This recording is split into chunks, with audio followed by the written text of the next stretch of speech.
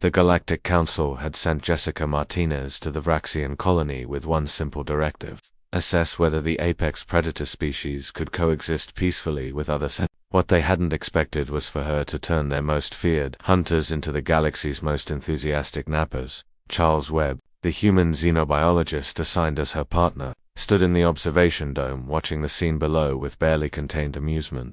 "I think you've broken them," he said, gesturing to the pile of sleeping Vraxian cubs sprawled across the common area.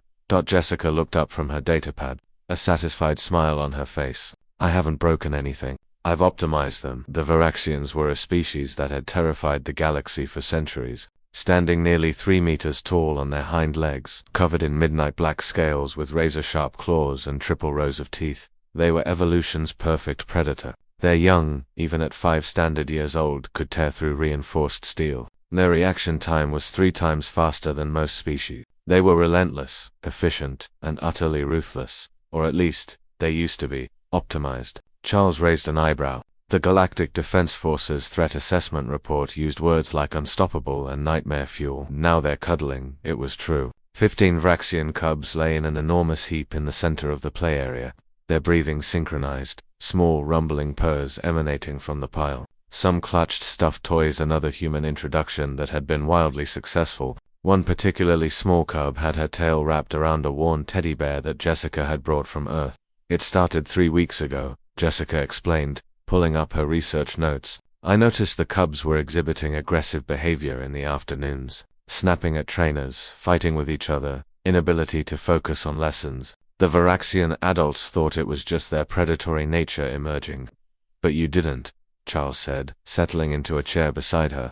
"But I didn't," Jessica confirmed. "I've worked with plenty of predators on Earth. Big cats, wolves, bears. You know what they all have in common? They sleep. A lot. Adult lions sleep up to 20 hours a day. These cubs were only getting about 6 hours of sleep at night, then being pushed through intensive training for 12 hours straight."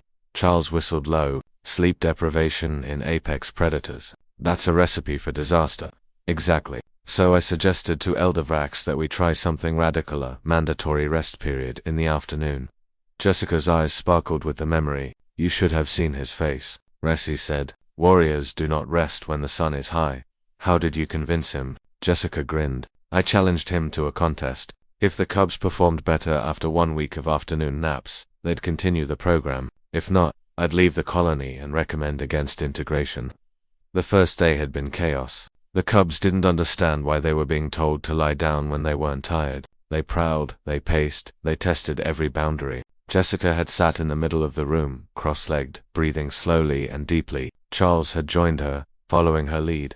"Humans are strange," one of the cubs, a female named Zrix, had hissed. "Why do you make yourselves vulnerable?" "Because rest isn't weakness," Jessica had replied calmly. "It's strategy. You know how hunters wait for the perfect moment to strike. Sleep is how your body and mind prepare for that moment. It's how you get sharper, faster, stronger." The concept had intrigued them. Vraxians respected strategy above all else. By day 3, 2 cubs had tentatively joined the humans. By day 5, half the group was participating. By day 7, all 15 cubs would rush to the common area after lunch, competing for the best spots in what they now called the sleep pile. The results had been undeniable. Aggression dropped by 73%. Training scores improved across the board. The cubs' coordination in group exercises became remarkably fluid. Even their hunting simulations showed improvement. They were more patient, more calculating, more efficient. Elder Vrax had been forced to admit defeat, though the glimmer in his triple-eyed gaze suggested he didn't see it as a loss at all.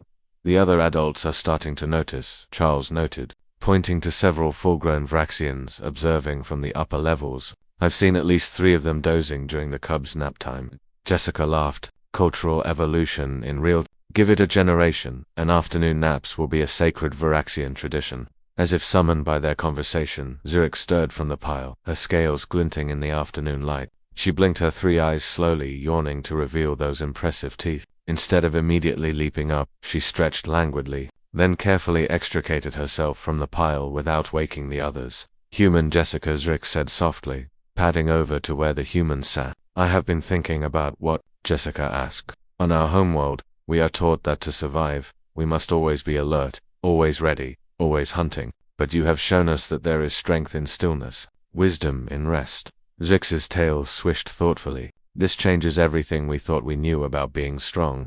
Charles felt a lump form in his throat. This was why humanity had been asked to join the Galactic Council despite being newcomers. Not because they were the smartest or the strongest, but because they had an uncanny ability to bridge gaps between species, to find common ground where others saw only differences.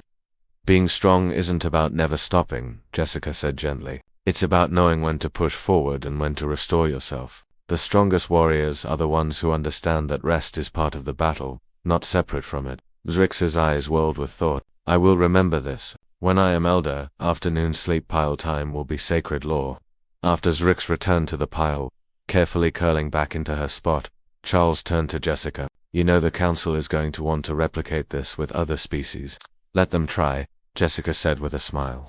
But they should know it's not just about the naps. It's about seeing species for what they really are, not what we fear they might be. The Varaxians aren't unstoppable killing machines. They're people, and people, no matter how many teeth they have, need rest. As the afternoon sun filtered through the dome, casting warm light across the sleeping pile of would-be apex predators, Charles couldn't help but think that maybe, just maybe, humanity's greatest contribution to the galaxy wouldn't be technology or weapons or strategy. It would be teaching the universe how to nap.